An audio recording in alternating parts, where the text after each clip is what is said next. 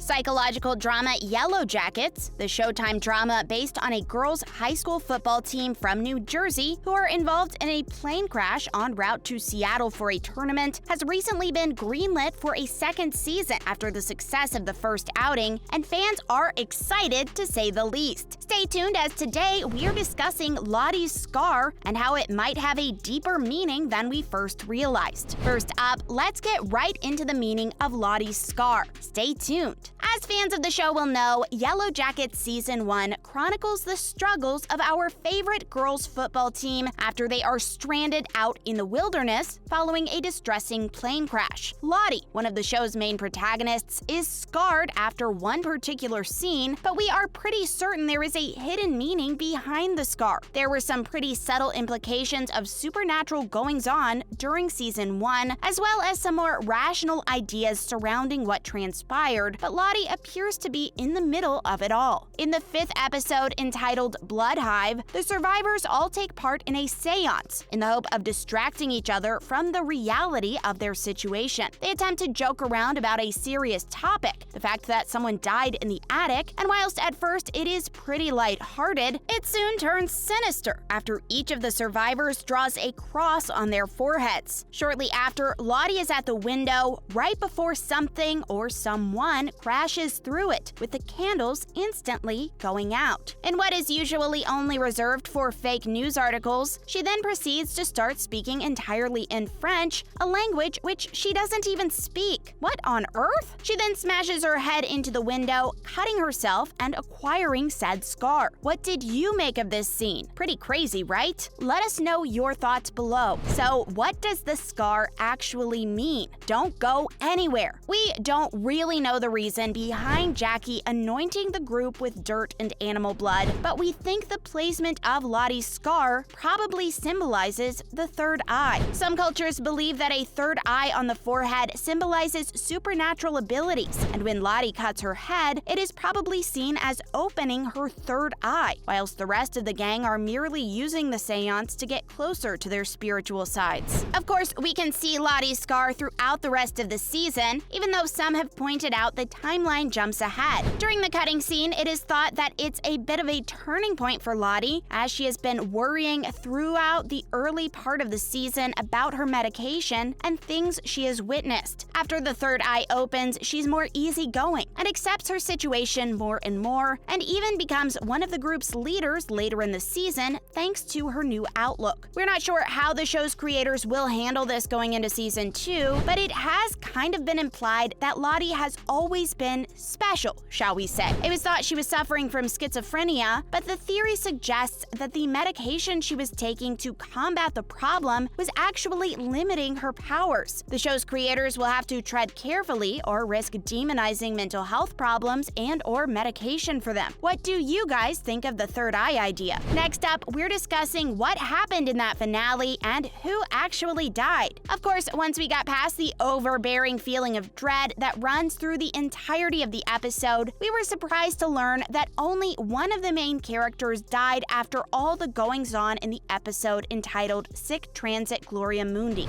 Unfortunately for the team, they lose their captain, Jackie, which goes a small way to explain why Shauna is the way she is. The death of Jackie also goes some way to explain and ultimately reject some of the theories surrounding her fate. As we learned, Jackie dies as the result of a tragic accident, which means no one or nothing ate her. The episode doesn't really explain much else about the fates of some of the other characters. We don't know what happened to Javi, Travis's brother, who has disappeared and is back in the present. Jessica, the reporter, is eventually released after being held captive by Misty, who then doctors a cigarette with what we assume is a lethal dose of fentanyl. We don't actually know if she dies or not, but fentanyl is no joke, so we can probably assume she is no more. Actually, we said earlier Jackie was the only one who died in the episode, but we were a little off the mark. Lottie kills the bear by stabbing it once. It seems she does have powers after all, because we're not sure a single stab wound would take a bear out. What did you guys make of the finale? So what else do we need to explain when Season 2 drops? Let's discuss. Well, of course, there's a lot going on, but we do need to know exactly what happened to Javi after he went missing following the Doomcoming party, in which the girls nearly he ritualistically murdered his brother. He hasn't been seen since, and of course, it is now winter, which was enough to claim the life of Jackie. So if he's out in the elements exposed, it might not turn out great for him. We also want to know what Antler Queen is. Of course, we know it's Lottie after she dons the headdress at the end of the penultimate episode, but what does it mean, and what are the implications surrounding the cult-like status she has now garnered? And who on earth is Adam? Some fans have claimed he has a secret identity, from being a grown-up Javi to Shauna's baby. We think the likelihood is that he's just a normal dude who got mixed up in something he didn't fully understand, and that his identity probably isn't going to turn out to be some shocking secret. But we just hope he's around long enough for us to get to the bottom of who he actually is. What would you guys like to see discussed in the second season of Yellowjackets? Let us know below. Next up, we're discussing the cannibalism thing. Stay with us to find out. If you think back to the very first scene of the season, we saw a girl being hunted down and systemically dismembered and eaten by someone or something, but we're still no closer to knowing who the girl actually was. Some internet theorists had suggested that the girl would turn out to be Jackie, who, as we know, didn't make it through the season after being exposed to the elements. The dead girl was wearing a necklace that was thought to be Jackie's, but as we know, it turned out not to be her. We're also unsure about what happened to Jackie's body. Did the group decide the body would be a good food source and eat her, reminiscent of the 1980s movie Alive, the true story of a South American rugby team who had to resort to eating their teammates following their own plane crash? Seems like something that could have potentially happened, right? Another theory is that Jackie's body was left as an offering to Lottie's strange forest gods in a storyline more akin to Game of Thrones. What do you guys think happened to the bodies? Let us know your thoughts below. So what other theories have been suggested? Stay tuned. Well, there have been some suggestions that the pit girl is actually Allie, as in the very first scene, we see a girl running through the woods who then falls into a pit to her death. The Antler Queen and her cronies then seemingly devour her, but some fans have actually suggested this is not a flashback and that it's actually present day. Does this make sense to you? And then there's the idea that Lottie's cult is in fact active. We are assuming by this point that Lottie is actually the Antler Queen, and we believe she has at least 6 followers, as the pit girl scene suggests, but it has also been theorized that the cult is also operating in the outside world too. As we found out, Lottie withdrew money from Travis's account, but is she using this money to fund her cult? We're unsure of this one, as we've never heard of a cult leader who funds their own cults. Another theory has suggested that when Taissa grows up, she will also join the cult. We see her bizarre altar in the basement, and we also see her wife Simone find the head of their dog, as well as what appears to be a human heart.